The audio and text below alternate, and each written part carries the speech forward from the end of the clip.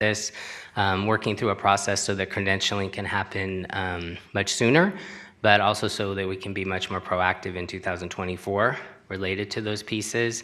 An example of something is pedal cabs were used in the 2023 race weekend. That was a highlight of a violation of our Clark County Code that we had not anticipated. So as I talked about in this inaugural year, I think those were key issues that we just couldn't plan for.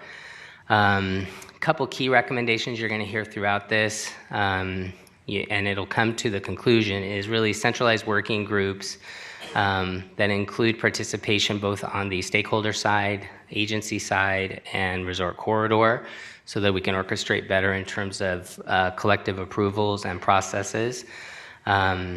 They also recommended business license themselves. They want reminder letters to pedicabs before special events related to those restrictions, that and any other areas. And then work obviously with our district attorney's office to determine the most appropriate business license for the BIP building. So that is in process now, and that will be something that I think will be coming forward. Our business license director, Vince, is obviously working on that, and I think that's going to be an ongoing piece moving ahead, particularly as it relates to business license. Emergency management, I think you guys had heard me. I was at the MAC quite a bit over a race weekend.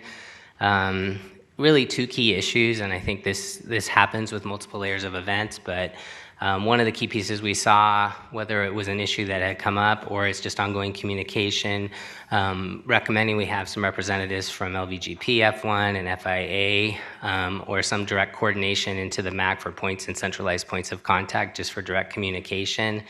And then you'll hear this theme throughout. The hours of the race were difficult to manage for county employees, just in terms of shifts in time and our regional partners. So I think that's a critical piece. As you know, our MAC activates. It was talked about earlier for events on an ongoing basis. It goes without saying that while this was occurring, there was also Super Bowl planning occurring. There was also New Year's that was around the corner. So there were multiple pieces where our MAC operates. So I don't know that we're reinventing the wheel in terms of that MAC, but trying to figure out how we collaborate with that direct point of contact. And I particularly want to give kind of a shout out to Chief Samuels. He runs our MAC. He was there nonstop, along with our regional partners that were at the MAC. A lot of hard work that went into that and monitoring for the safety of the community, which goes without saying across all of our events. Fire prevention. You have quite a list here. A lot of this was significantly tied into the pit building. Those pre-approvals, delays in plan reviews, and trying to have complete reviews ahead of time with those applications. So significant challenge. They met the challenge. I want to make sure I reference that in terms of fire prevention. They had issues particularly around fire lanes, generators, propane tanks, heaters used in various areas, all of these pieces tied to compliance. Again, with kind of an inaugural event and managing that, I think it somewhat was defined as an inherent challenge, but those are issues that came up that they were consistently managing. You don't think about it, but pyrotechnics I spoke a little bit about. Airport dealt with that in terms of pre-approvals and kind of last-minute approvals and having to have those, but I would also echo in the prevention world, we also dealt with that, so that was an ongoing piece. And then, as I've highlighted, I think prevention did a great job in terms of ensuring public safety with that TCO related to areas where we still had issues related moving forward. So I really want to highlight that. I actually got to speak to some of those staff when I was on site. They were there essentially 24/7, ensuring that management and that compliance. I would echo to... I'm sorry, just going to the fire department. I know the union had to do some MOUs. Have they reached out to us about that? Yeah, so I'll just throw that out here now. I think one of the key pieces, as you were aware, in terms of board action moving into the event, the union has approached us related to contract compliance, related to that collective bargaining, and that is an identified issue moving forward to ensure that we have that lined out very proactively related to both staff, staff time, and where they're utilized in terms of the event.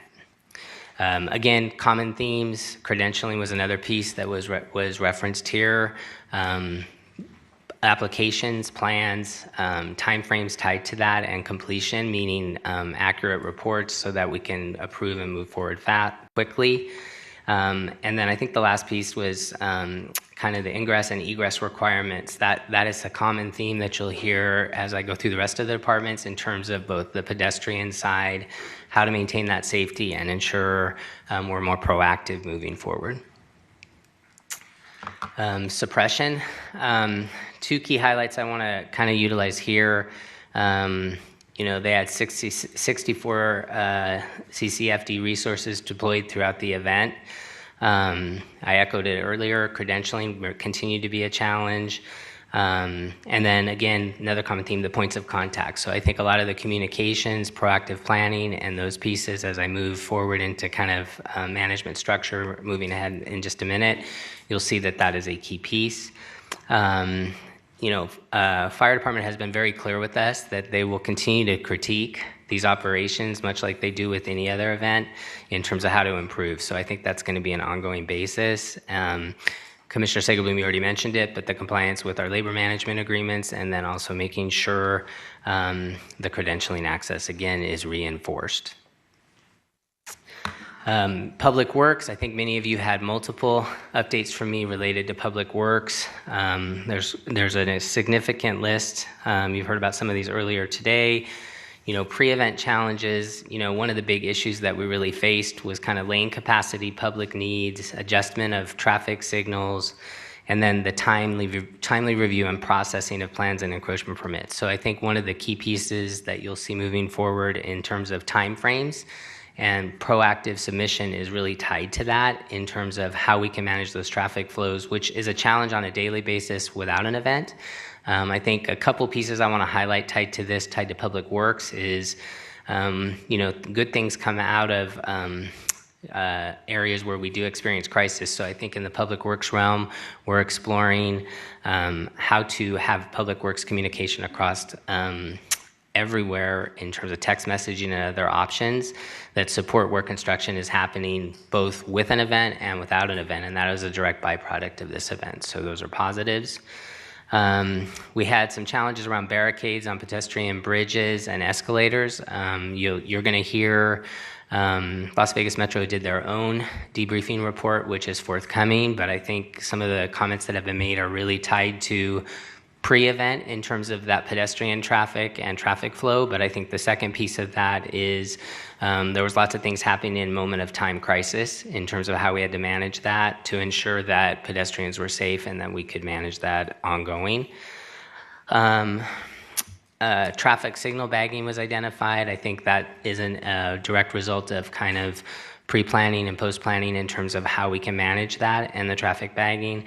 And then obviously post-event challenges included, the dismantling of the race course, signal adjustments, patch details, and those remaining pieces that we had to move forward on in terms of those timeframes. So again, getting into a pre-race approval process related to those things so that we have that wired and ready to go. Again, Public Works recommendations will fit fairly close in alignment with where I'm going in terms of recommendations, but early spring meetings to understand objectives of the race changes, stakeholder input, the resort association, and all those stakeholders that are critical, both for our communication, but also for what's going to work best for continuity of operations in the Strip corridor. Pedestrian egress plan I already referenced. Marked lanes on pedestrian bridges. There were difficulties with the pedestrian bridges based on the crowd flow. And then one of the key pieces you'll see is related to our event structure and then also LVBG and maintaining deadlines and approval processes. So very common themes across all of those pieces. And then, I do want to give a particular shout out to Dennis Cederberg, Kaizad, Jimmy Floyd, all of them who did really yeoman's work. They were in my department head meetings, but they were also responding consistently in really very few moments of notice. So want to highlight that. But this is probably one of the most significant departments with the most significant challenges in terms of that pre-race, during race, and post-race in terms of those finalized plans. So we had regional partners. I referenced earlier Las Vegas Metro. They participated in all of my department head F1 meetings, and they were also regularly meeting with LVGP months prior to that. Participated, gave realistic feedback. I think a lot of their themes somewhat match when you talk about egress, when you talk about pedestrians, when you talk about the public safety side. I think their report will mirror quite a bit of what we have already done, and they obviously are a critical component of our operations. So they will fit into that event structure. Do want to give a shout out to them because they were managing multiple events at the same time while still participating in our proactive approach, or as proactive as we could be, particularly 90 days out to the race. Water district. So I mentioned this earlier, their leak detection equipment performed well. They had a system that was sophisticated to reduce the pressures in the resort corridor. These are often things that aren't thought about with events, but when you think about utilizing a roadway, they had to do a lot of work specific to pre-planning and then also reactive planning in terms of those time frames. We had utilities contractors designed and installed facilities against kind of our own existing infrastructure. So that compensation for breaks is a significant issue. We had multiple contractors, so I think the timing of contractors and how we utilize things as we do pre-race, we had some that were on top of each other, so that really worked against us in terms of those time frames. I think everybody's aware of the locking lids versus the permanent lids in the qualifying round. That came up as an issue, so that was identified. And then there were issues, again, credentialing was kind of a challenge. So again, that kind of common theme. They're going to continue to monitor the water system for leaks, temporary bridges, those pieces, its impacts, valve access, and infrastructure are obviously critical anywhere we're changing something or adding something, so making sure that that needs reinforced. And then, again, resolving those issues around credentialing. RTC. So RTC did their own report, which is attached in your the bulk body of your full detailed report. They had to manage continuous changes. We had discussions at this board related to how we could create access and public transit. Reviewed about 100 sets of plans, and then they had to detour about half a dozen routes. That it did impact about 25,000 customers daily, and some of those delays went on to about 60 minutes. One of the discussions key here, and you'll see this in my recommendations moving forward, is in the transportation realm, looking at those populations that we're serving, employees, those people that need access into the resort corridor, and looking at alternative methods. I think RTC, to the degree that they can manage that capacity, is something we can work proactively on. But I think the secondary piece of that is where can we do alternative forms of transportation and try to come up with ways that are going to allow those employees to prevent delays and be able to get to and from work in a timely fashion. Mr. Chair, if I can just chime in on this. I would say this slide doesn't do justice to the report that RTC put together, and certainly for those who are in the audience, there's more in the report itself. And with regards to the half dozen routes that were detoured in October 2023, yes, that was when routes were actually detoured for the race itself, but the operations of the RTC were affected for months due to the paving, just as it was for people who are motorists, businesses, et cetera. So there were substantial impacts on the RTC operations, and certainly farebox funds from strip routes were substantially impacted. Yeah, and I guess I'll use this as an opportunity to echo, spoke to it a little bit in Public Works, but I think the mass construction projects tied to the paving is one side of that. Then I think existing construction projects were another significant component of that. So I think the frustration and the delays tied to that kind of proactive planning is something that we're very focused on in terms of timing, coordination, and communication moving forward. And I would echo that. RTC's report is fairly detailed in terms of what they experienced and what they were managing for months leading up to that event. Health District, a significant regional partner, kind of a shout out to them. They were, again, at every meeting we had related to planning, Two kind of inherent challenges that I kind of want to focus on here is one, you had the pit building, very specifically, which was new and opening, with various challenges related to how they operated their kitchen, vendors, and those pieces. They did experience challenges with credentialing. I do want to highlight they had 229 temporary food establishments and 259 food sampling stations, as I talked about, that were approved. That's a lot of work, and want to compliment that. I think one of their biggest components, at least that we heard about, is everything associated to food service, whether it's disposal of that food service, how it's cooked, all of those pieces, which is I'm preaching to the choir in terms of what the health district does in terms of that monitoring. But I think with the span of the event, the new building, and the timeframes, I think those were all challenges. They were very good about at least participating in those meetings and providing direct communication about what areas needed to be identified and worked through with LVGP, who also worked with us to try to manage that. So I think moving from the inaugural event, I think we will see progress in this, particularly tied to pre-planning, but I think the other secondary component will be the regulatory side in terms of those credentials and points of contact.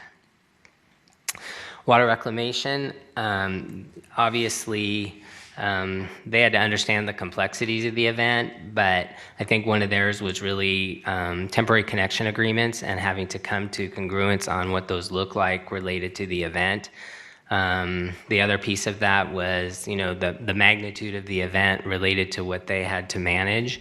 I think getting those details with additional time would be helpful. Obviously, that's a common theme. Deconstruction of the portable restroom facilities, those pieces. We had some spills and some other issues, so I think that was significant. And then, I think, again, that with the resort corridor and the properties, I think the Resort Association and them being more intricately involved with us in terms of our event structure will be very helpful, just as we try to manage through those details. As of February 29th, there were a few outstanding issues. There's some manholes, 12 that need to be raised to grade. And then also protection has not been applied to the manhole grade rings. So those are things that are actively being worked through. And then obviously, again, the project management system with LVGP in coordination with our structure, I think is one of the critical recommendations, which I think solves large percentage of those. So moving on from the departments, I think I kind of led with what was the initial economic impact that we saw kind of at a global level. When you look at the economic impacts, per applied analysis, it approached about 1.5 billion. The spending was about 884 million, as I talked about. They've highlighted that about visitors spent about 3.6 times the typical traveler, and they stayed about 4.1 nights and spent about $4,100 per trip. And then again, that visitor volume reached about $884 million of impact. On that, do you know, is that net? Does that look at what would have happened but for the race and subtracted that from, or is this just what the economic impact was? Well, I would probably defer to applied analysis specific to that conversation, but I think when I go into the further slides, I can break that down a little more. Okay, thank you. So direct impact, costs and out-of-market purchases was estimated at about 329 million. And then LVGP spent about 88 million on the public infrastructure side. Wages to local workers reached 52 million in the first full year. It looks like it was impacting about 2,200 jobs, and it supported about another additional 5,100 positions across the valley. Per applied analysis, it generated more state and local taxes than any event to that point in history. Again, 77 million in kind of tax revenues for state and local government. Wanted to break that down a little bit. You look at live entertainment tax, room tax, sales and use tax, and gaming related tax. Wanted to kind of break that down and give you a little more detail. So this was provided by Applied Analysis. This is essentially the breakdown of where those dollars and that revenue came in, and then where it's dispersed to related to the formula. So as you can see in the state agency arena, about 60, almost 62% of the share. Clark County was about 5.7% of that share. And then on the local agency side, about 32.5% of that share. And I just want to, again, highlight this. We got 5% of the total. Not quite, let him finish. Any questions on this slide before I move on? Chairman, not a question. This might be another deferral for Applied Analysis, but on page 45 of the backup, it indicates that net spending contemplates losses associated with visitors that were priced out of the market, as well as displaced, source to impact on local businesses. If they could provide me a little bit more context and color as to that, that'd be helpful. And make that available to the public. We will follow up on that. So looking at tourism-related tax revenues, this is just a breakdown overall. Live entertainment tax, Clark County's percentage of that is 0%, along with the gaming tax. Room tax, 1% to the general fund, and then 1% to the transportation fund. And then on the sales tax side, about 2.25%, which is distributed to the counties, cities, and then the special districts as part of the C-tax revenue. Want to make sure I highlight this related to the disbursement and that formula in terms of kind of what our net impact is.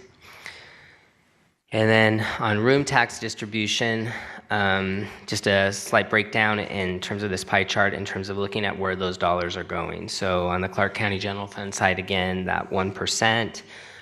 Stadium districts about approaching 1%, state education, tourism, and then LVCVA at about 5.50%. Just as a footnote, 1% room tax to the county general fund accounts for about 4% of our total operating revenues. And that 1% room tax to transportation is used for transportation improvements that are restricted within the resort corridor. So that goes back into the Strip corridor in terms of where those improvements occur.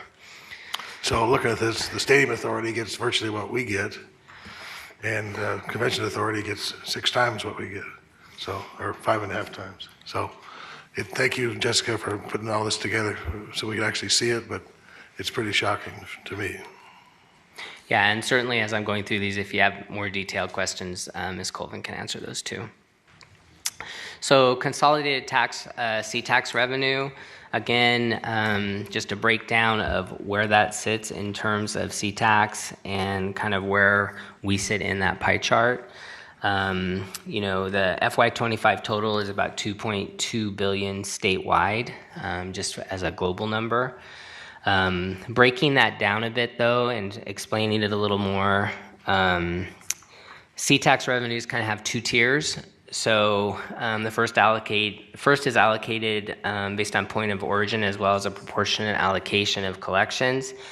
There's guaranteed payments to 5 rural counties that are deducted before the second tier distribution to 2 jurisdictions within each county. So that first tier.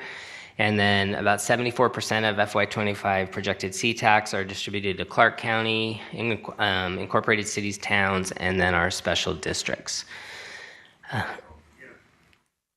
Yeah, looking at this, we generate the tax, but it goes to Henderson, North Las Vegas, as well as Clark County. So you're welcome, all you guys. So what happens after that? So after each county receives the first tier distribution, there's a second tier, which is calculated in 2 parts, the base distribution and then the excess distribution. This was established in 1997 and through the passage of legislation. The annual base allocation is the prior year's distribution multiplied by a 5-year average of the change in CPI. When the total allocation from the first tier is greater than the base distribution, an excess distribution is applied based on the population growth and the assessed value.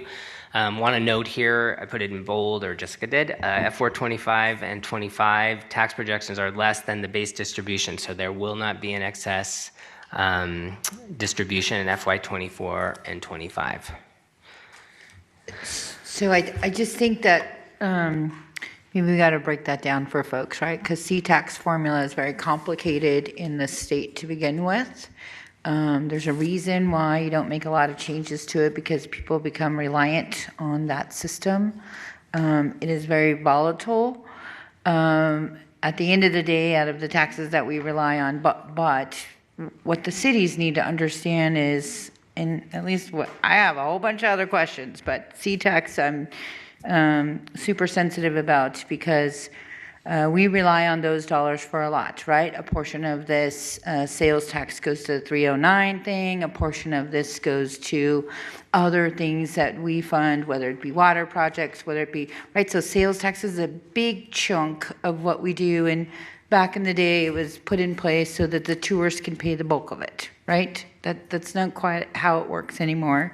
But when we talk about this excess distribution, that means that the dollars were coming in more than anticipated, and then there was a little bit left over, and there was a formula. And that includes places like Mesquite, who typically really benefit from the excess distribution, the cities, and all of this. So when we talk about this, we really have to have a real discussion about this formula and what we get back at the county, because we can't be not breaking even at the end of the day, right? We know that this is good for media hits, this is good for all these people to put, heads in beds and all those other things, but at the end of the day, my colleagues in the other entities have no skin in the game, but reap the benefits, and where we're upside down. So, sales tax is a big part of what we provide juvenile justice services for, social services for,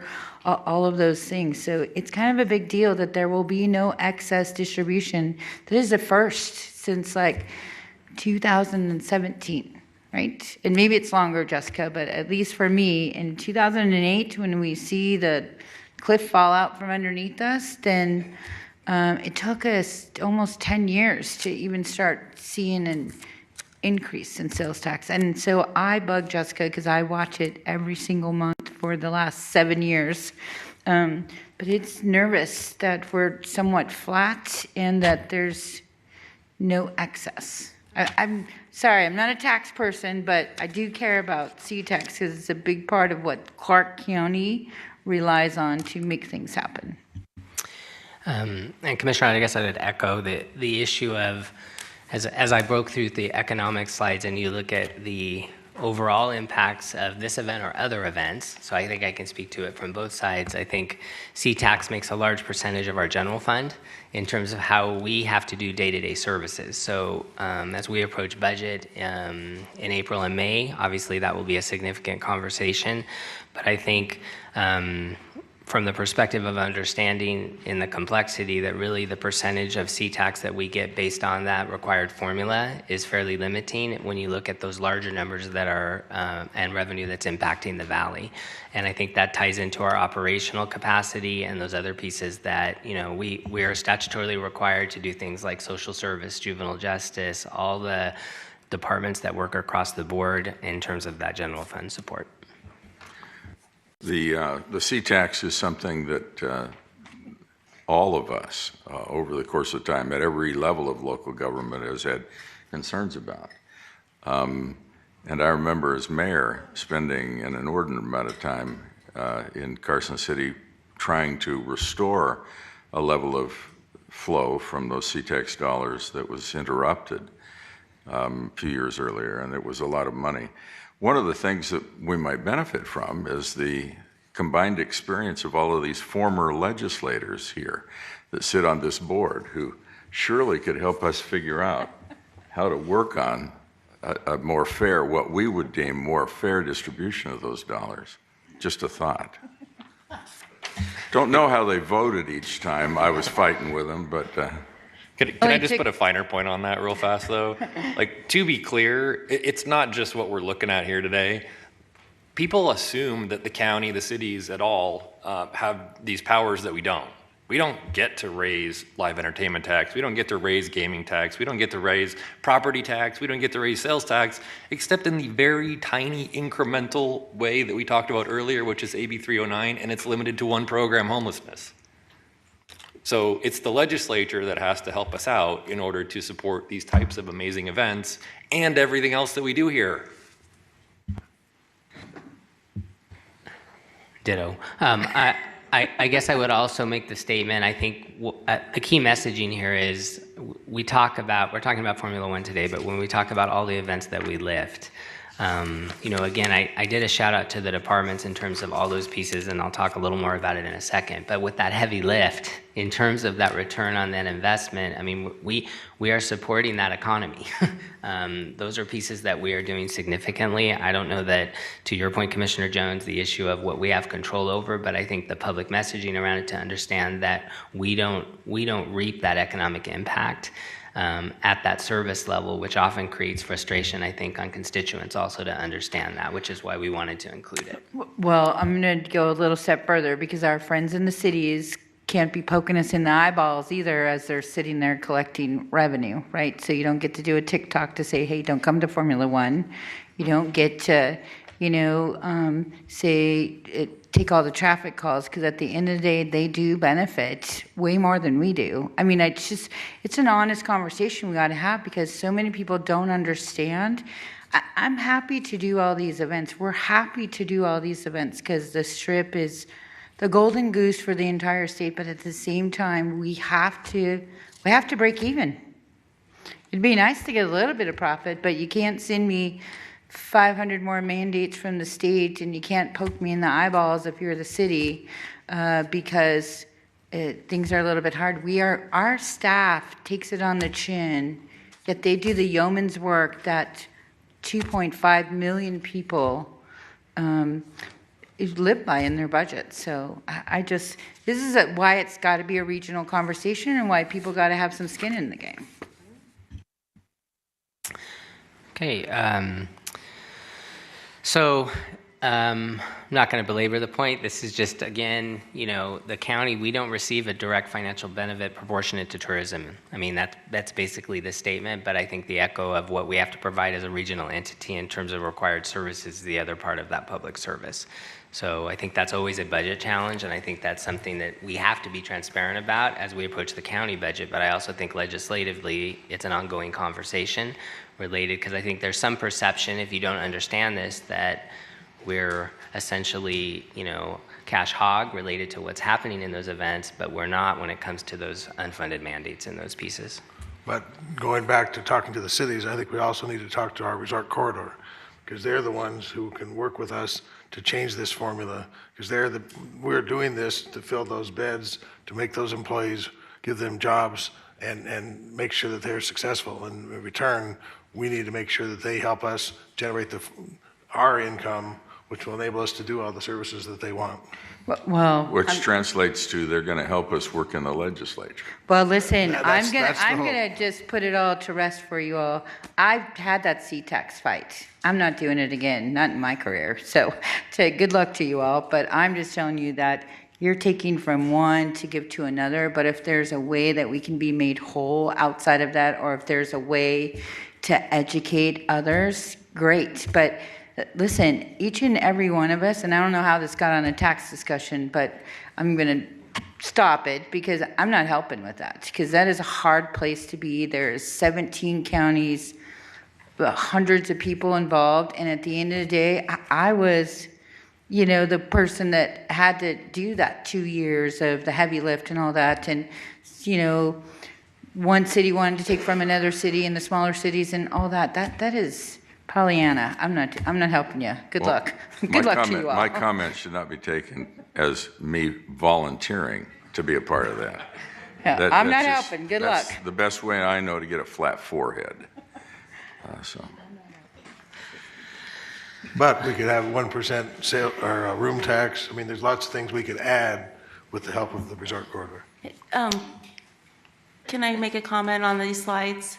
The purpose of presenting this information was just informational to make sure people were clear what revenue was distributed to the county, not to advocate for a change in the C-tax formula, but maybe to look for other sources of revenues to help the county, or to be considered when we are faced with unfunded mandates during the legislative session.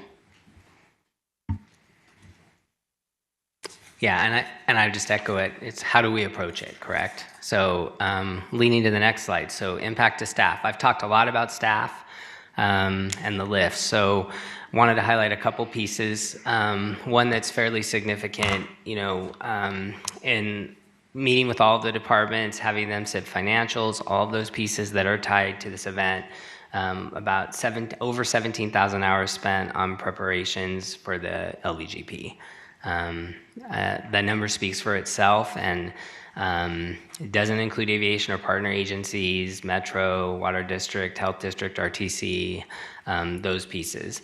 About 89% of our staff costs were reimbursed through licensing fees and permits, which is our established process. But I think one of the key echoes here is, and it fits into where I'm headed in the next few slides, in terms of how we approach events and event structure. Fees is one part of that conversation. I think the second part of the conversation is how do you reduce those 17,000 hours with proactive planning? How can we be preventative? How can we establish those deadlines so that that number automatically will dissipate as we have that structure set up, even outside of those dollars? But in addition to impact to staff, it's impact to our constituents, because all these employees were having to work on this event instead of working to do what they do on a daily basis, which is to make sure that our constituents are treated fairly. Right. And I think one thing I would echo on that is the fact that if you take this event in coordination with Super Bowl and you take it in coordination with New Year's and all of those pieces, which were full-time events, there's always something that is coming. There's the impact to the constituents, there's the impact to the projects, and then directly to them, the issue of when they're trying to catch up related to those events, it's very difficult to establish a catch-up time, right? So you have morale, you have exhaustion, you have those pieces, which I think we heard from most of our departments that were pretty tired post-Super Bowl related to that, so it kind of goes without saying. So can I ask this question? Because now I decided that I'm not going to wait till the end to ask all my questions, so sorry. It's somewhat telling that 89% of our staff costs were reimbursed through license fees and permits. It's not enough. It should be 100%, right? Because that's a deficit for us. So we probably need to have an honest conversation about keeping up with public works fees, keeping up with some of these other fees. And listen, at the end of the day, when we get to special events as a whole, we got to at least pay for ourselves. And we really do need to pay for that reunification system as well, which is a technology system, so that we can get people back to where they need to get to in the event that there's an emergency. But I mean, we got to really have a hard conversation about 89% of staff costs, right? That's not okay by me. That's not okay by our staff. And at the end of the day, what we do know is that the more that we pull staff apart, that we don't even keep up with our own morals and values, right? So there's a quality of life that we promise them that they should have. I remember, during this whole thing, people were like working on weekends. It was Sunday afternoon. It was first thing back Monday morning. And all the money in the world doesn't cover that cost. And we're probably not even really talking about overtime costs, right? Because that was even more.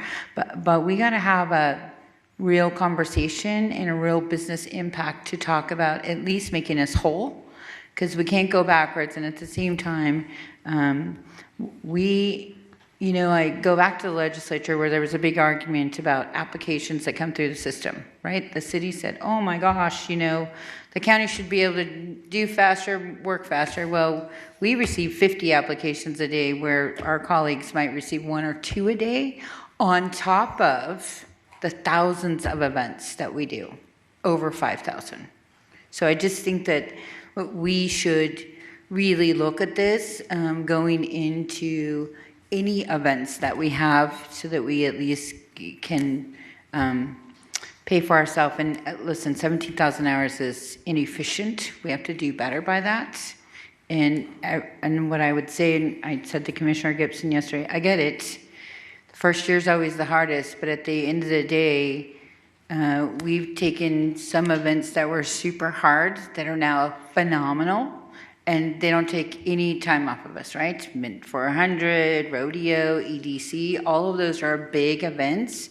And now it's like clockwork, but it's 8 months worth of clockwork, not 4 months. So just as we get to the rest of this, I think that we are going to have a hard decision, but we're going to have to ask our partners to, look at the real cost. And when we did it at the health district, it was hard, but we did it, and we got to pay for it.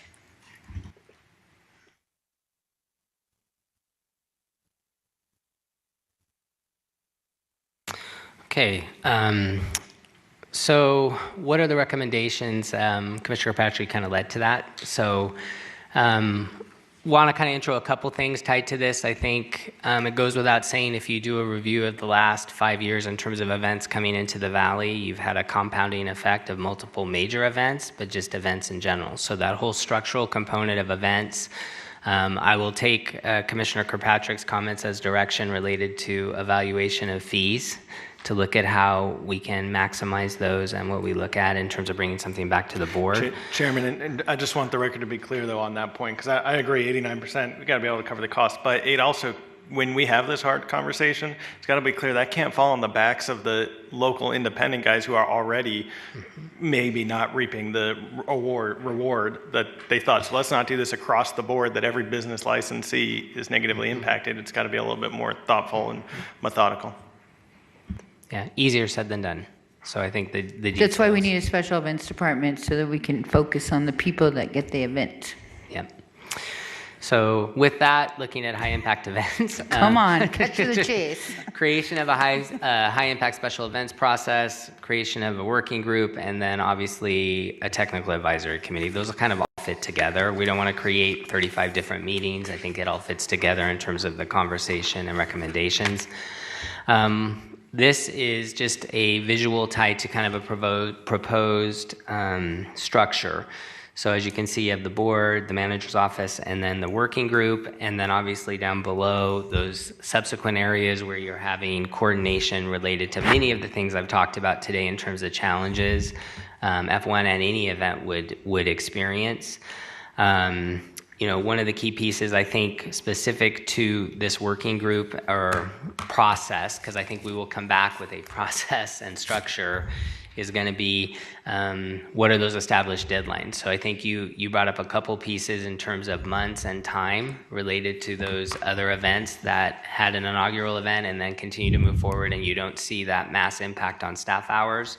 So one of the key recommendations coming out of today is really establishing a date and that 90-day deadline moving forward from today.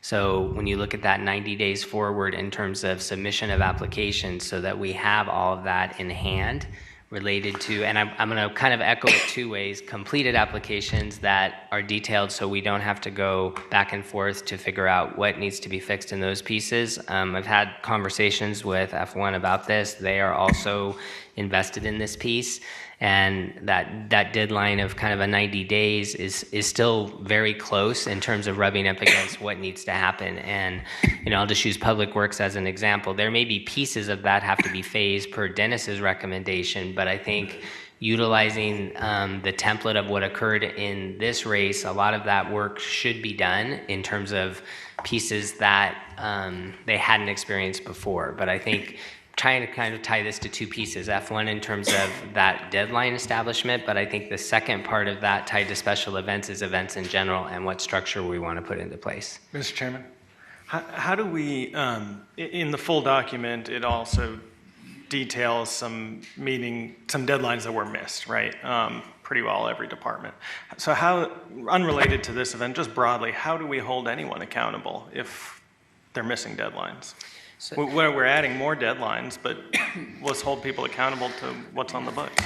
Well, I think that conversation has come up at a couple different levels. I think that's part of what the inherent challenges is we set up the event structure, tying it to consequences in terms of, is that a fee? Is that a cost? Is it going to be something that we establish via ordinance that creates that structure? The idea being to cover the cost of the overtime and the last minute penalties to our staff. Yeah, but I think, and to echo that, I think our investment in that would really be not wanting to get to that point that we create those efficiencies based on the structure we establish. And I think the number of events I echoed earlier, and when you look at staff hours tied to that, and then the effect on the day-to-day constituent, I think what we're really trying to get to is that we get to some normalization that if an event is coming to town, and I'm just going to use the term of 7 months out, the issue of what's the toolkit that they're handed related to what that minimum expectation is for something to be approved. And I think that's kind of, we're modernizing to that degree based on the volume that we're seeing.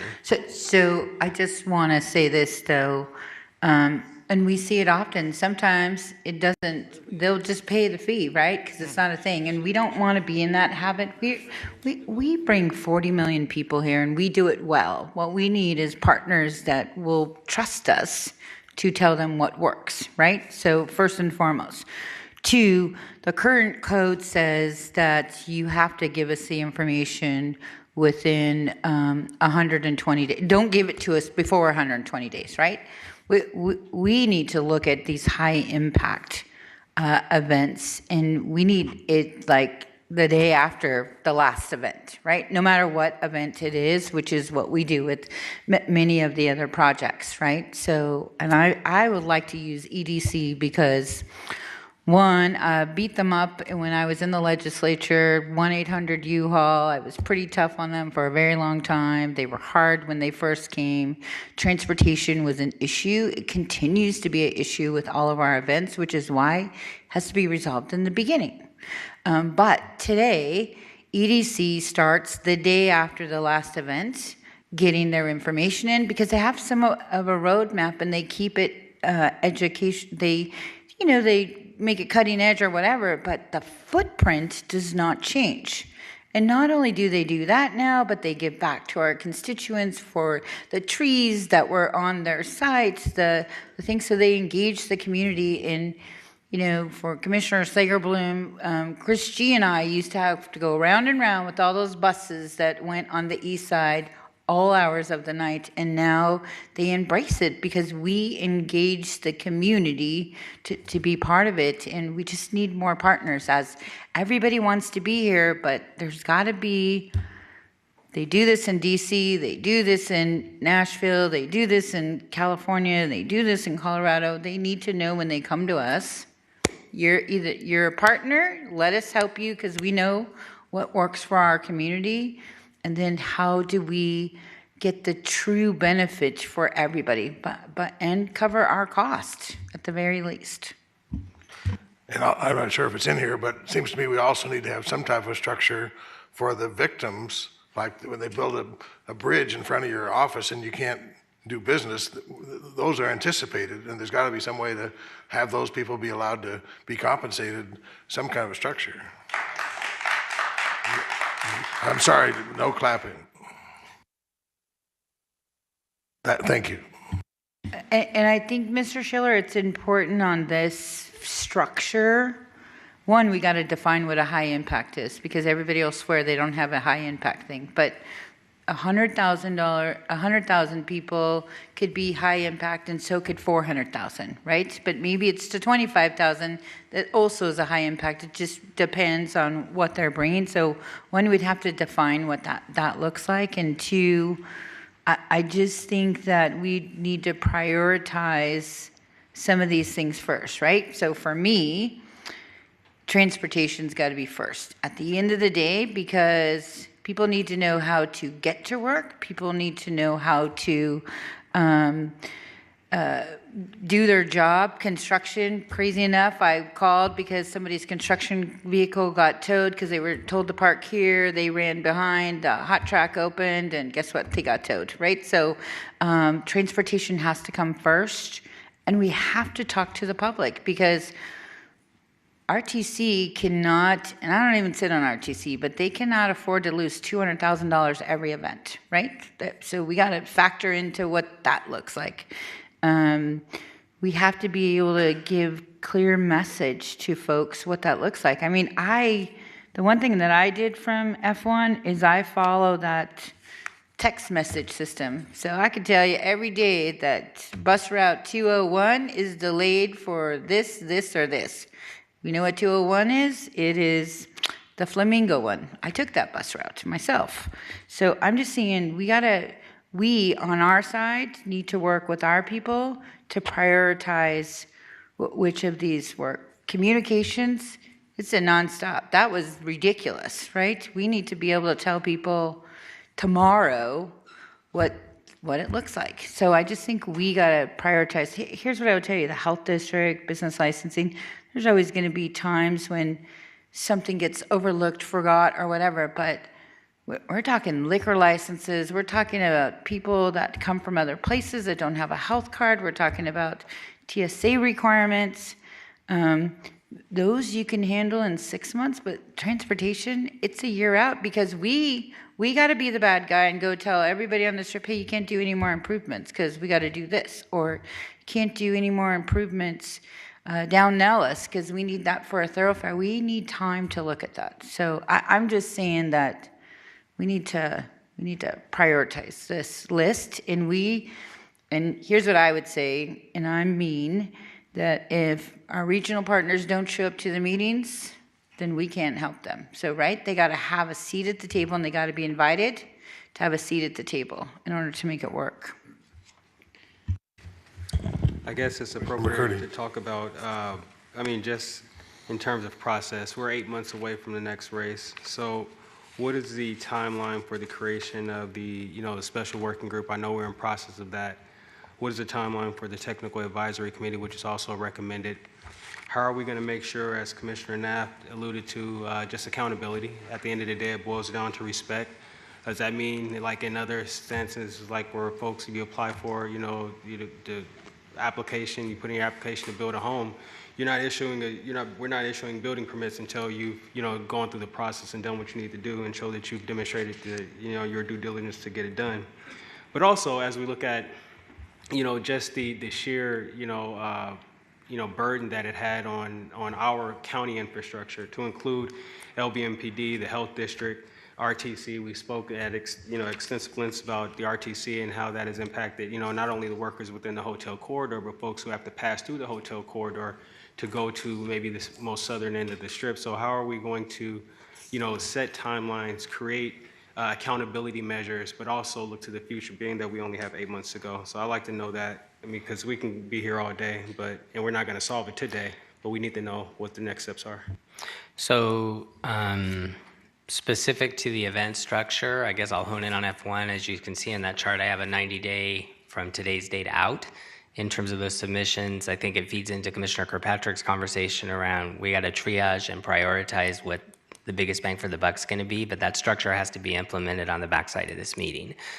Department heads are aware of it. I've spoken with them related to those pieces. I think Commissioner Knapp, to your point on what's the consequence, we're within our existing ordinance right now and in terms of our structure. So I think it's kind of a twofold answer. I think F1 establishing that 90-day time frame is critical. I think all of those pieces play into that, the community engagement side of that, the infrastructure side, all of those pieces.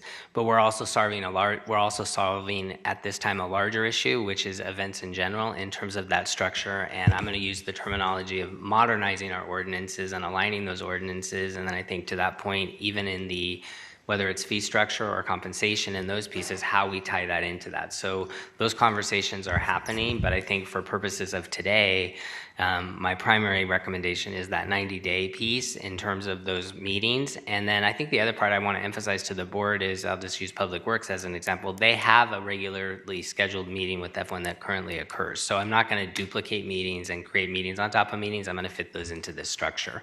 But I think you're going to be hearing more about this at future board meetings, and it'll probably be ongoing as we evolve in terms of what that's going to look like. So can I want to have this conversation because, right, government, sometimes we're our own worst enemy because it takes 10 years to do something, right? So we don't have that kind of time no more. And the board's at least got to give you some direction to get a special events department, get whatever. It took me 2 years to get the calendar done, right? And thank God we got a calendar, right? But 2 years, we don't have that kind of time anymore. But I mean, we need to be able to say no sometimes, right? We need to say, we did that before. The health district is very good at it. If you don't get us the stuff in, you're not serving that food in that location, because the answer is no, because we don't have any more staff to do it. So, but we at least need to be able to say, we're here to help, and we have a great concierge service, but we can't move mountains 36 hours before. We just can't. I mean, there's a lot of things that come into play, but I mean, the 90 days, what is that, June 1st, May 1st? Be June 19th. Okay, well, I agree to disagree with that date because it's too late. First and foremost, I would tell you that much. We asked, I went to the debriefings, we were told May 1st. I asked for that date. I'm going to tell you, I'm going to say this. Last year, we said in June, I came back from vacation, we need this information July 1st. We got it in September. So, and we got incomplete information. And if you go back to these, I don't know who said that the communication was amazing and the weekly meetings were awesome, because I went to every one of those.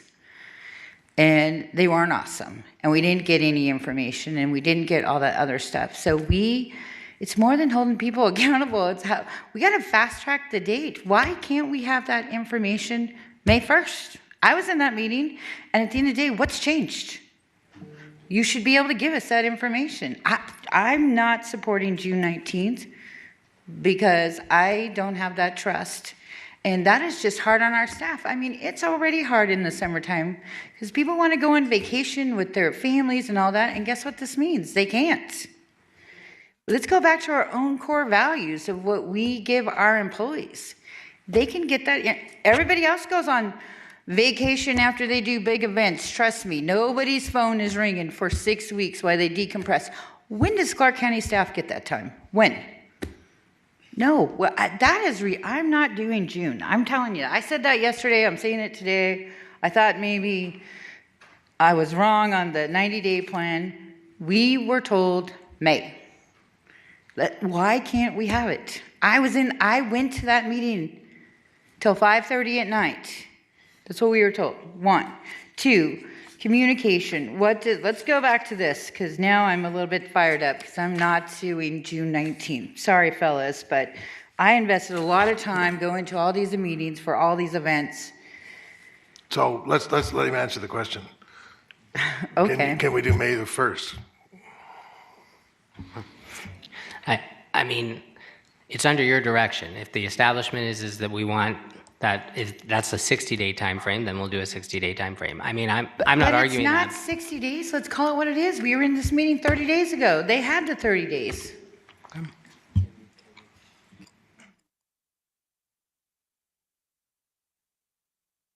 Well, you guys can do whatever. I'm saying no because we had a meeting in January.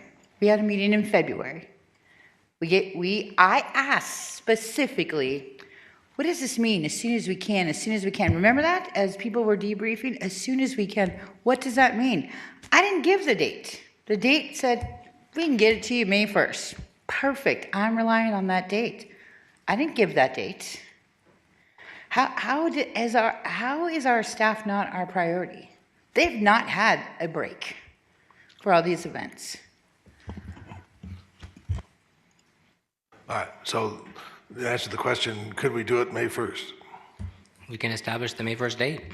Well, there you go. Does anyone not want May 1st? Maybe just so I'm here on the far right side, just to understand a little bit, help us understand what it would take to get there. What are the hurdles in our way? What are we actually talking about here? So I think there's a couple pieces. The special use permit is really one piece of paper in terms of that approval. I think the traffic plans, all of those pieces that are tied into that conversation and the template of what occurs in an event, which is what I was referencing in our previous experience, so that we have the template.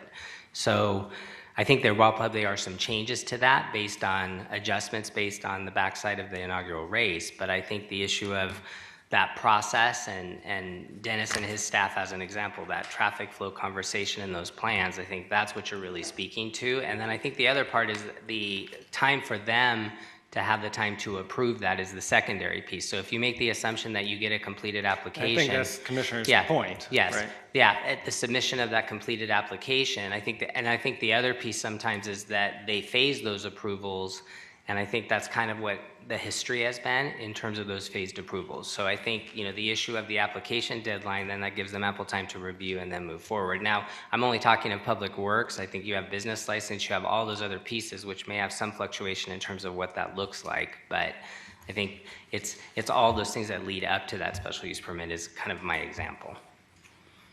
So Marilyn, were you talking about having the special use permit filed by May 1st? No, we need documentation so we can start putting a plan together to help, just like we do with any other big event. This is not new. This is a matter of solidifying what we've been doing, for one, but two, this is a new event, and we need the information sooner rather than later. We can't do what we did last time. We can't sit in a room on September 12th and go, guess you can't pave on Sunday because we don't have any documentation. We have liability issues ourselves. So I'm just saying, in the debrief, we were promised traffic specifically information in May 1st. And as I said, traffic is the biggest problem that we had during this particular event, so they should give it first. And the other piece of it is we expect everybody else to give us information. We need hard answers. So prioritize this, but in that debrief, there was promised information. And that's the information I want on May 1st. But from Formula One? Correct. Okay. But going forward, 90 days is really, it depends on the project. We shouldn't stick ourselves to a certain date. We should say, if you're a high impact project, you got to come to us 10 months in advance. I'd rather do months than days, because, and if they get done early, cool. If they don't, then we have time to fix it. So I think that's why I led with F1 versus overall events. I think we have to figure out what that looks like in terms of a new process. I'm not saying it's all new. What I am saying, though, is if I'm establishing a high-impact events project with those time frames, we got to establish whether that's, to your point, Commissioner, 10 months, 7 months, whatever that's going to look like. So, Mr. Chair, so we've talked about increasing the community engagement aspect of the relationship between us and Formula One. So does that mean then that all activations would be required to be submitted, applications for all activations would be required to be submitted by May 1, for instance? It is one of our expectations. I believe that there has been agreement about that with Formula One, but those activations today aren't known. I mean, there's some things that would be probably repeated, but there are a whole bunch of things that what we hope will result in a very engaged community that haven't been identified, haven't been planned yet, but we expect them, we need them. So I think we're going to have to do, you talked about prioritization. I don't know what more needs to be created out of whole cloth to make a race work.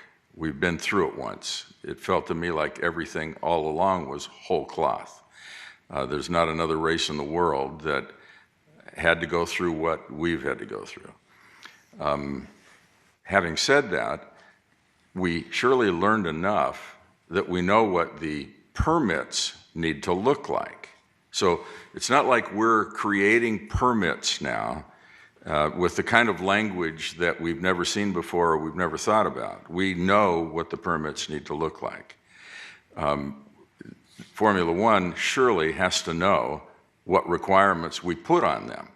Part of the problem, part of the process that you went through last year for last year's race, leading up to the race, really in the days or weeks before the race, had to do with the fact that Formula One had no experience doing this kind of thing. I mean, Formula One itself, yes, but not Liberty Media. And so the owner of this race was learning how to do this, and we all suffered. They suffered, we suffered, the community suffered, everybody suffered. But at the end of the day, those meetings enabled us to say to Formula One, as we would learn more and more and more through the permitting process, you're going to have this. You're going to have that. We're going to have, these are things that are lacking. Now, we got through the race. There may be a list of things. I didn't read it. I tried to go through the inch of material that you provided. I didn't see any reference to things we wish we had required of them. I mean, I get that this whole conversation is about that, but I'm talking about specific things that would be permitted, things that they would apply for that we would then permit. I know that we were working late to cover virtually everything because, as the commissioner says, we have liability, and it's got to be well planned and well executed. And to the extent that our guidance doesn't enable that, we end up on the line. But I think we need clarity about what the priority is that has to be submitted. If it's May 1, whatever the date is, what has to be submitted? So are we talking about the special use application? Are we talking about a transportation plan? I don't know. Those are obviously very, very big things. And there will surely, they will surely require and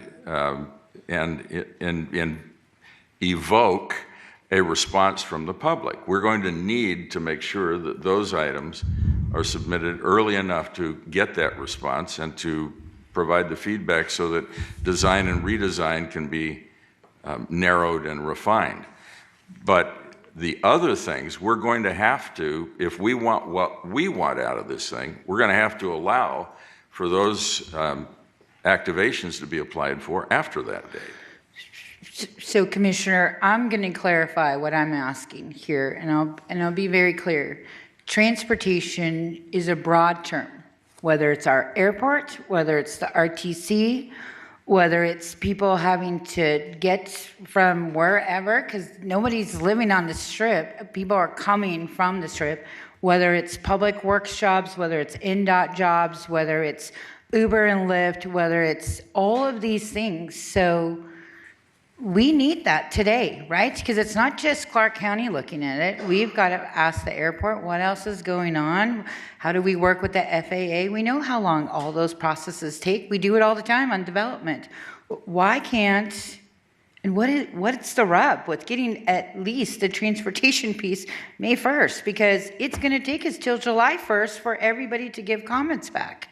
And at that, I mean, we know where the shortcomings were last time.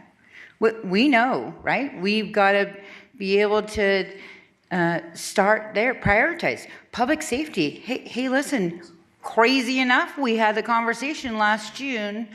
Oh, by the way, we're going to hire our own security. Well, have you thought about that? Because they got to get private investigators license. They just can't be random security people. They've got to be able to have all these things. Guess where we were 30 days out? Hey, Metro, how many more officers can you give us? Right? So transportation first and foremost, because we got to know how to move people around. It's a master transportation problem, and it should be the first thing for any high impact event that we do, because we got to know how to move people around regardless. We got to know where they're coming from, what they do. Second, public safety and security is always got to be number two. We got to know from the fire department. We got to have this many ambulances. The fire department is more than the firefighters. It's the firefighters, it's fire prevention, it's the ambulance folks. It's all of these have a tentacle to them. What is our biggest tentacle is transportation. I've been saying for 2 years, if we don't get a handle on a master transportation plan on how we move people with events, we're going to be doomed. We did it with Allegiant Stadium. We have other stuff coming. This is just the beginning. But we need that transportation plan first every single time so that our people can figure it out. You got to dissect it. But what context? I mean, would it be through thing, I mean, why, we have to have some format where we say you have to produce this in anticipation of the race? I mean, is it going to be for the special events permit? I mean, there's got to be some reason, you just say May 1st is what we want. Well, listen, I'm only saying May 1st because that was the damn date that I was given. So I don't know why I have to keep regurgitating. I said in that meeting, I asked, what does as soon as possible mean? What does that mean? Anybody here have any idea what as soon as possible means? Because as soon as possible at my house is 12 hours from now. I want the information. Maybe it's not that way at someone else's house. I was given a date. By whom? By the Las Vegas Grand Prix. Terry, did you not give me that date? Okay, so if I might just, Mr. Chair, just a comment. So I don't disagree that that is something that is of critical importance, the priority. I'm probably the only one on this dais that was in local government in the earliest days of EDC. I was over at Las Vegas Events and the Convention Authority during those times as mayor. We had nothing but challenges, and today it is as smooth as it gets. The challenges that we've had here, we're a bigger community. There is a whole lot more to this than we had with EDC, for sure. But I have every reason, I believe, I expect that we're going to get a whole lot better at this. But I do believe that the transportation issues are something we must have learned already. We don't have road closures because of massive paving projects. That isn't going to happen. That makes a completely different kind of transportation impact. I think that the RTC has learned from their own experience, and there are going to be inputs provided from them when it comes to road closures and all the rest of it. We have the 800-pound gorilla right now is the bridge on Flamingo. We have a traffic study that has been conducted that will be reported out soon. And we need to evaluate that and what that will mean to us. All of that has to happen fast. And I agree that those are the kinds of things that need to be at the top of the list, and they need to be doable fast. And I can't believe, with the experience and the talent that we have over at Las Vegas Grand Prix, that they can't give us the benefit of what they learned as against what they applied for and what they used to legitimize those requests or to support those requests soon. I think that is something they ought to be able to give us soon. So I think it's fair, but the thing I'm a little worried about is that we're not just throwing stuff against the wall. I mean, I agree that the earlier the better. And I have thought that all along, and I've told everybody that. I think that we need to get the transportation planning documents related to all kinds of transportation. I mean, we need to know exactly what we learned. This report tells us something about what we learned at the airport. But what I'm not seeing so much is what adjustments would we make and how would that impact the applicant? I'm not sure that it would. I think those are more fine-tuning things in terms of how we run our airplane parking garage we call aprons at the airport. So my hope is that the partner that we have here can help us identify what the most critical things are. But we know right now that those are necessary, and we have the experience. So why don't we say May 1 for something like a transportation study that is exhaustive? We already have all the pieces and parts to it. I don't have a problem with May 1. I have a real problem with so many things waiting until the end. So the 90 days, in my view, it's ideal because we're not going to have the same kind of impacts this time as we had last time. We're going to have half, a quarter, a third. I don't know, but it's going to be significantly less. So Can we just ask Lisa, can we just say we want a transportation plan before we've done anything else? Yeah, I mean, it sounds like from the conversations, you guys want that traffic impact. So what the circuit's going to be, what the road closures are going to be, that way we can start studying it sooner than later, I think is the board. And so if that request is May 1st, I think that's the time we need that information to be able to digest that and get all the communications out that's necessary. Even before there's a special use permit, it could just be a resolution from the board. This is just a discussion for today, but I mean, you can give that staff to or that direction to your county manager. And I want to echo something kind of to tag on to Commissioner Kirkpatrick. I think a couple pieces. One is I want to reference the communications with the department heads because they're the experts. So I think the other dialogue, transportation being triage here, I think the triage, I think that's the other component of this in terms of getting their feedback specific to what that deadline needs to look like from those respective departments in that triage process. I think transportation, I'm not disagreeing with you, was the hardest, most difficult piece that was managed, not only from the county side, but from the community side, right? So I think that's a significant component. But I would also say the final 90 days of communications, I do want to clarify, my perspective on the communications was it was problem solving in the 11th hour in 90-day format. To your point, Commissioner Kirkpatrick, that was good communication. Our department heads have good communication in terms of what's happened because of that, but I think we can also turn around fairly quickly what those deadlines are in that triage process so that it's respective of what they need to see and what time they need so that their staff can do it efficiently.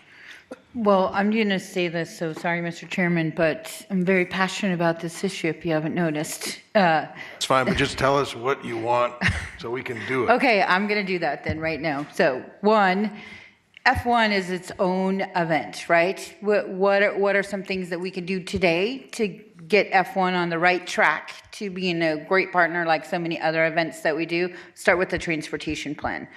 But going forward, we need to now establish a special events ordinance, in my mind, one, to write some of those fees for the special events specifically.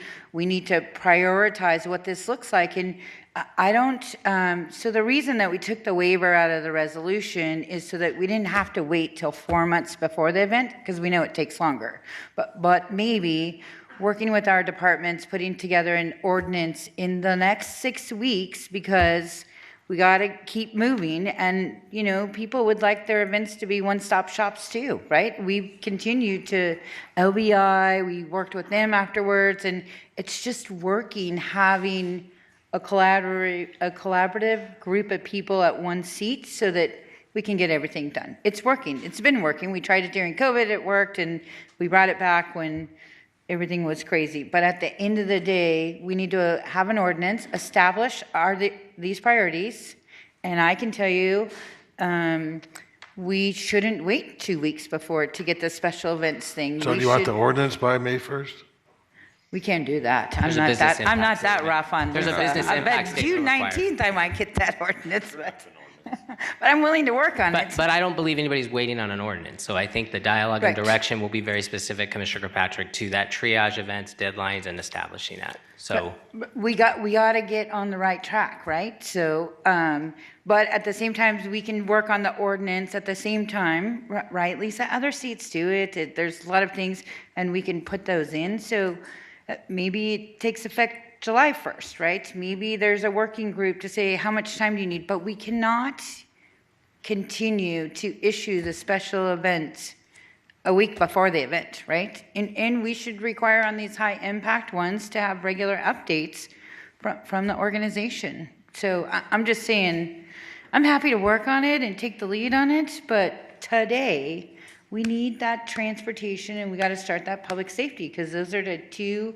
pieces. I mean, look, no one's talking about the hotels. Are they required to come up with their own employee plan? Like, that's what happened last time. Do they have the experience to do that? And do they got to hire someone to do all that? I mean, we have to, transportation, it touches everybody's life. So I feel calmer now. Thank you. All right, well, I think that was a motion to direct the county manager to require Formula One to come up with a transportation plan by May the 1st. You don't need any motion. This is just a presentation and staff. So I think we've got the direction. I think he heard it, but I'm not sure. loud and clear. Mr. Chair, can I just, I know, and I don't know if you're still going, Mr. Schiller, or not, there was one more slide, but in terms of resort quarter participation, 8 months ago, I had asked in emerging issues if we could have presentations from regional boards, and we've had some great presentations. We were supposed to have one from RTC, which got bumped as a result of this today. And I had asked that the first of that be from the LVCVA, and I'd asked my colleagues from the board over there to work on that, and we had a commitment from the LVCVA to do that, but it still hasn't happened. So it'd be great before the next F1 race if we could have that presentation. Message taken. Just right, before we leave Commissioner, this item, yes. just a couple final comments I wanted to say. One, I do think it's worth pointing out that the full 70-page document, Mr. Schiller, that your office prepared, the transparency is actually commendable. And there's things I really hate that are in it. There's things I think are great about it. But I do think it's worth pointing out that this is a really good attempt at transparency on the county's part. That I assume at this point in time is public on the county's website, available for everybody to digest, ask follow-up questions to. But it's pretty detailed. It does account for a lot of different departments and agencies, and it also gets towards, which I know is what we all want, a solution to make this better next time. Just a couple things that I think we're missing from there that I want to make sure aren't lost in the conversation.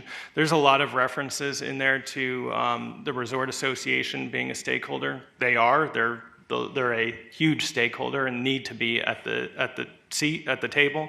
But I think we also want to make sure that labor organizations that represent employees are at the table, and also the local independent businesses have a seat at the table in some form.